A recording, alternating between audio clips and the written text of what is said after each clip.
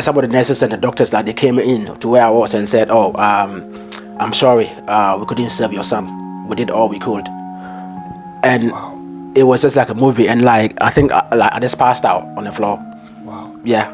And then the challenge that I had was my missus was also in what do you call it? Because of the anesthetic that they gave her, she was now like, say, what do you call it, waking up. Okay. So they had to bring her in. And then my challenge was to tell my missus that our son is not, you know, what our son is dead. So I'm really sorry, but equally, I just wanted to know, as the father, you know, or maybe, you know, holding the family together, how was it like for you? How did it go for you? Like, it was a bit hard. It was really hard because, like, you know, as we say, like, as a man, you have to be always strong. Okay. You know, so I was trying to be strong for my missus. So it was just like I had to remain strong as a man. You know, because my missus was crying constant, you know, and that she was devastated. So I felt like, you know, I had to hide my emotions. Okay. You know, and then try to support her as best as I could.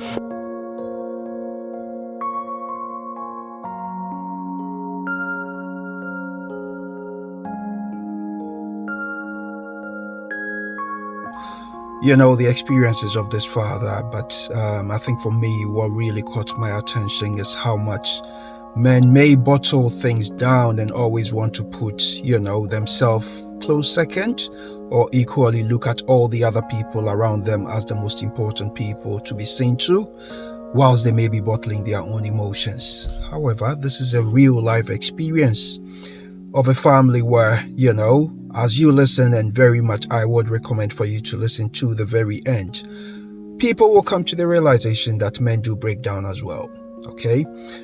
And in as much as, you know, this father was very open and honest to talk to us about his experience supporting himself, or maybe neglecting himself in order for him to be able to support his missus, the question is, who is going to support the man when things are getting so difficult? Who is going to be the support network for these men, or for us, or our men, whenever things are difficult? To our mothers, to our children, to our grandmothers, our grandfathers who may possibly have grown up the same way. What we will definitely ask of you is for you to be able to check up on us, for you to be able to check up on the father who may have definitely wanted everything best for their children, for their families. We definitely do appreciate it's not every man who may be, you know, willing to dedicate or put their family first, or put, you know, whoever they may be in a relationship with first in whatever they've done. But the reality is there are lots of men going through mental health difficulties, and as a result of bottling things down, not having the avenue to be able to share their emotions, or actually properly being able to explore what may be going on for them, unfortunately, they may have done the worst. They may have actually resorted to different things, or actually their relationship or their view about relationship has definitely not been the best for them. My name is Nana Else. I work as a social worker. I do work with families. And what I will definitely ask of you is, if this is the first time, or equally if you have watched our videos, please click on the subscribe button. Share with somebody else. You know, we do ask of you to reflect on the roles of fathers. And during these very special occasions, what we ask of you is for you to click on the subscribe button. Let's see how many likes we're going to have on this video. Let's see how many people are going to share with other people. I'm not going to take too much of your time, but definitely at the end of Aaron's story, there is another experience of a dad more or less being very open and honest about his experience when his wife was going through their loss of their own babies. Guys and ladies, I definitely ask of you, please, please, please. This is a platform where we celebrate excellence of us as a community. We definitely thrive on you. We definitely do our best by bringing you all these experiences, and that is exactly our aim, is to bring you stories that we can relate to. So we ask of you, click on the subscribe button, share the video with other people, and let us as a community learn from one another and see how best we can support the next generation. Respect to you, and let's get back listening to Aaron. Respect. Boom. What I saw over social media was there was a big, incident for you and your family. Yes. Yeah. Talk me through it. Yeah. It's a bit hard to talk about that, Okay. because right. My missus was pregnant, and then she was like say a week. No, she was 2 days overdue. So we were all just happy, we went for all the scans and everything. Everything was good till the last day that we went to the hospital for her to deliver our baby boy Remy. You know, but as it happened, I was just asked to wait in the room whilst they were delivering my son. So I was there, and then what I remember is I saw about 20 or nurses and doctors. They were all running through the corridor, but nobody was telling me what was going on. Okay. So I just what's going on? And then to fast forward, about an hour later, some of the nurses and the doctors they came in to where I was and said, "Oh, I'm sorry, we couldn't save your son. We did all we could." And it was just like a movie, and I think I just passed out on the floor. Yeah, so I didn't even know what happened. And then my Mrs. Mom told me that, Aaron, you passed out after they told you that. But I didn't even remember what happened. So it was one of the horrible moments. I'm sorry. Yeah. So, and then the challenge that I had was my missus was also in because of the anesthetic that they gave her.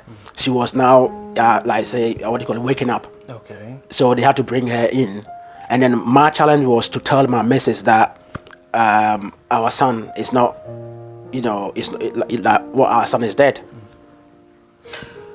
So you know what? This is an experience of a family. Unfortunately,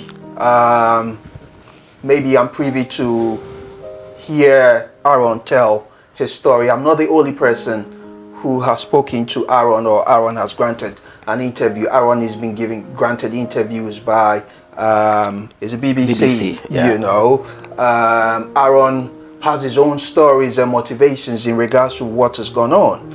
But equally, if that is your experience and you want us to be able to cover that, yes, by all means, we will do that. But I think for us, we are learning from the fact that these experiences sometimes needs to be spoken about, so that you will be able to, help other people who may be going through the same experience to understand that you went through it and you are still strong, And I believe for whatever reason that you may have lost Remy, was it due to natural causes? What was the explanation given to you?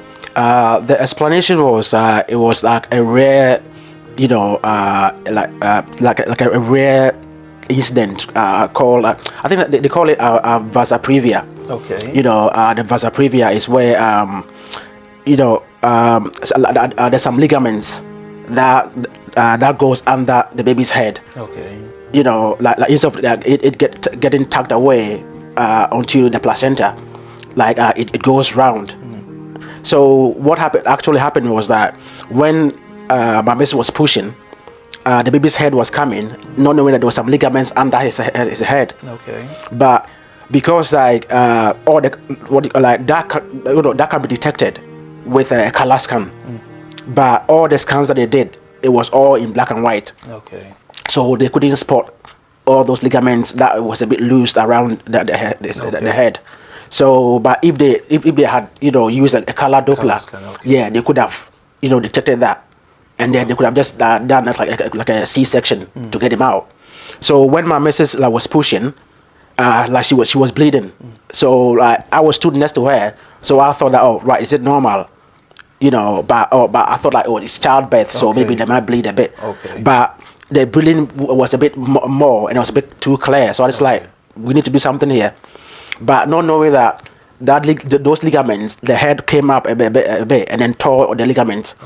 So, but those ligaments were the one that was supplying blood to my son. All right. So eventually, whilst we were stood there and the blood was coming,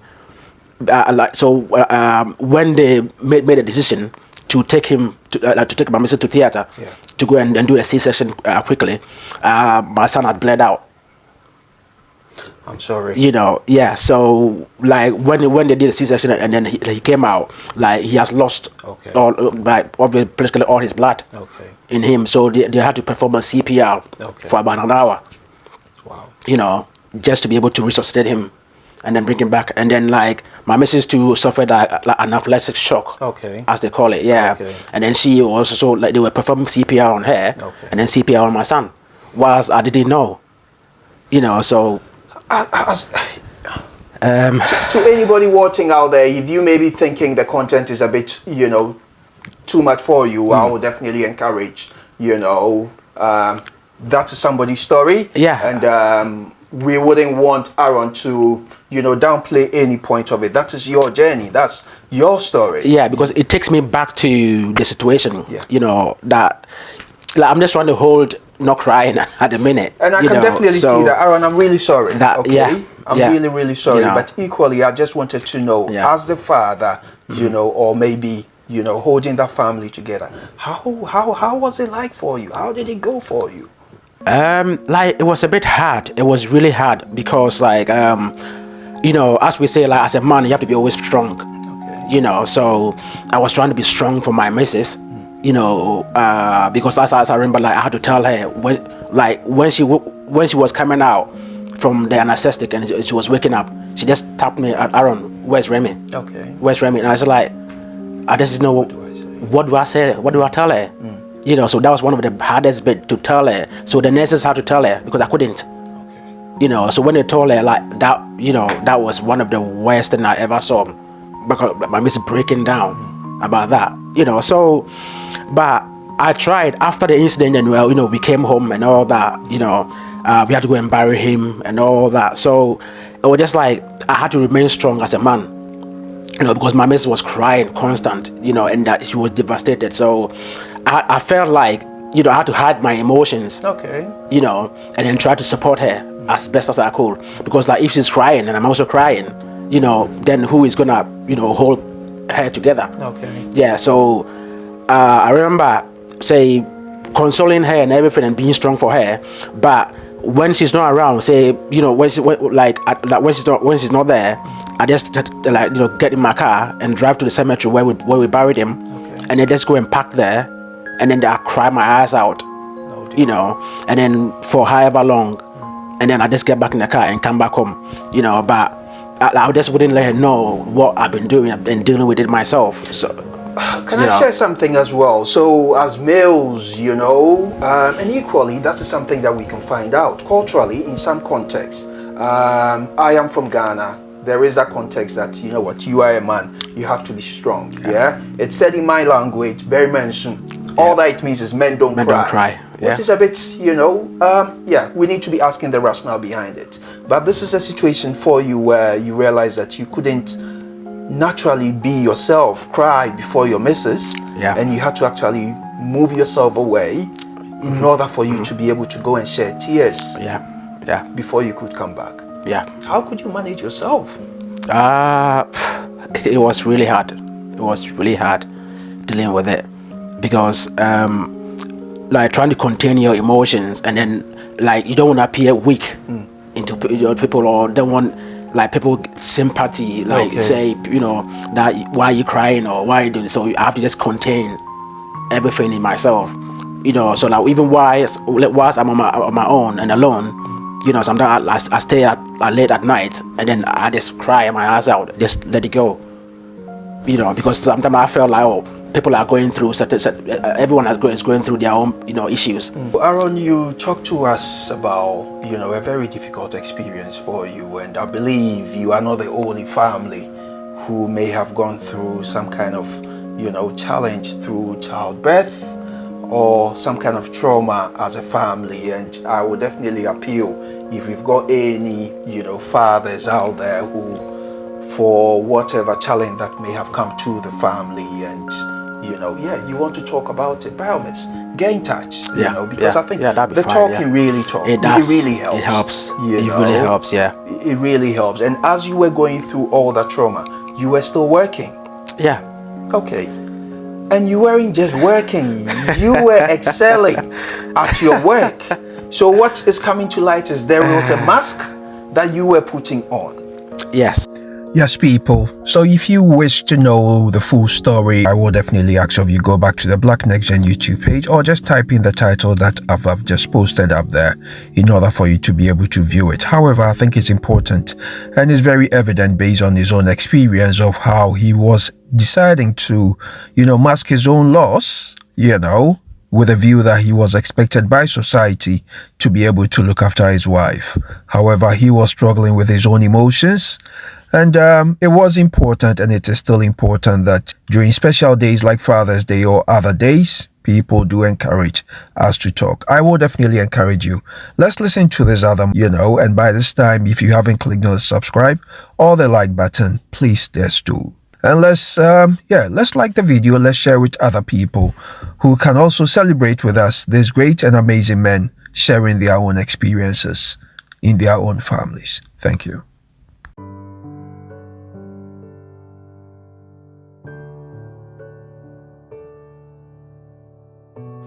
And I was so much hurt, but I've never said anything of that sort to her before, because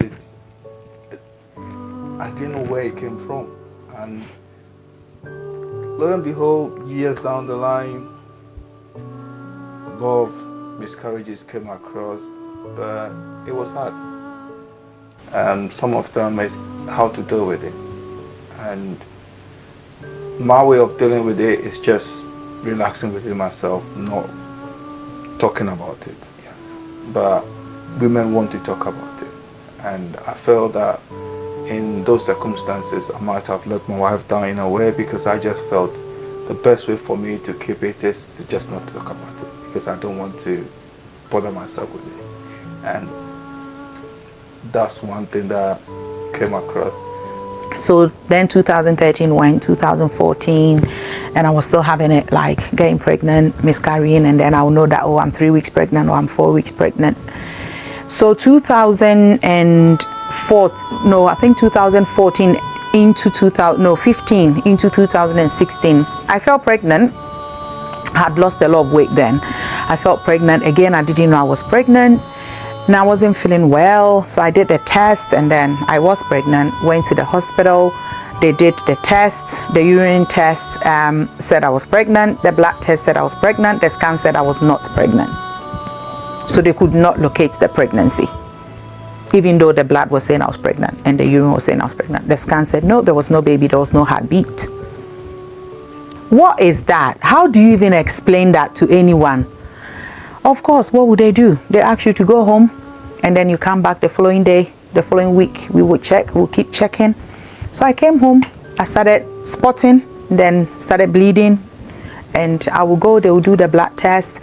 They wanted to monitor to see whether the levels were going up or coming down. If they were going up, then it means that the baby is developing somewhere in my body, and then they might have to operate and things like that. I didn't understand it. That was when our first time that they were talking about ectopic pregnancy, unlocated pregnancy.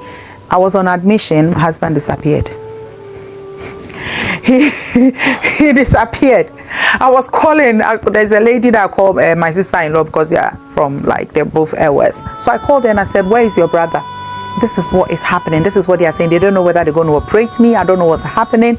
He's not picking up. I don't know where he's gone." I was like, "Let me call him." Then she goes, "At work. I am here. I don't know what's going to happen. I don't know whether this fetus is going to come somewhere in my throat, my heart. I don't know if I'm going to die or survive." And he's left me. I was angry. I was fuming. I was sad. I was crying. I felt so lost. I felt so lonely. Who do I call? I need somebody to hold my hand. But anyway, the following day he came. He was like, "Oh, I needed to go to work because..." I said, "Okay, that's fine." They discharged us. We came home. Ken, this is the situation where, as a man, as men, we've basically got nothing. We don't know what's going on. When our wives tell us, maybe I may be pregnant, or this is what's going on within your body. At that moment in time where maybe you left the hospital, what was going on for you? The truth, I didn't know how to deal with it. So it's when we were told that they couldn't locate the baby, and they couldn't feel a heartbeat, but then the urine test and everything was showing that there was something in there. I was just like, what's going on now? And at the point I was sitting outside, and one of the nurses just got here and said, look, my gentleman, you cannot be here. So the anger and the frustration out of me, and then knowing that I cannot help my wife in any way, I just took off. And I don't have a best friend. This, I don't do that best friend. So no, this is my best friend. This is my house. This is my friend. So I just, where do I go? The next sort of place to go, not to think about it, is just go to work. I could have the time easy at work because I was manager of the company, and they could easily give me the time off. But just for me to get something to be doing, not to be focusing on the problem at hand, I just went to work. And that was my mechanism of dealing with it. And so I went to work, did what I could do, came back from work, just came back to hospital straight away that morning, and we're told it would take some time, and then she was discharged later in the afternoon, and we go back home. And it was hard, but could I have done something different? That was the only thing I knew how to do, because I don't do friends, and that is my life. So I just felt the only thing for me to do is to go somewhere where I would not be thinking about the problems I had, and then just do something and then come back home. And that was what I did.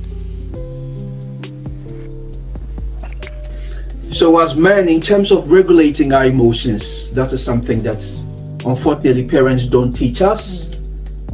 When you're growing up as a young lad, you'll be told boys don't cry. And in terms of learning that skill of, being able to identify somebody to let them know this is what's going on, it's more or less you are a person of yourself. You need to fix everything that's going on for yourself and your family. Unfortunately, some people then tend to misuse substances.